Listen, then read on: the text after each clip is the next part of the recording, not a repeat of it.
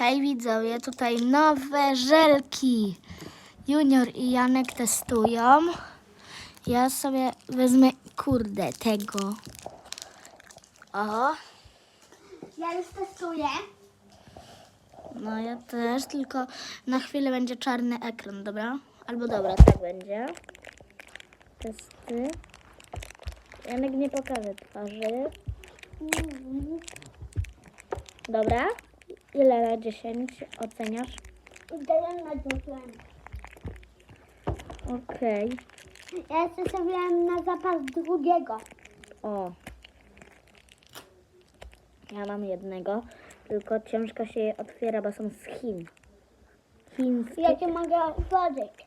Nie, spoko, spoko. Bo ja już mam drugiego. I myjemy je pierwszy raz.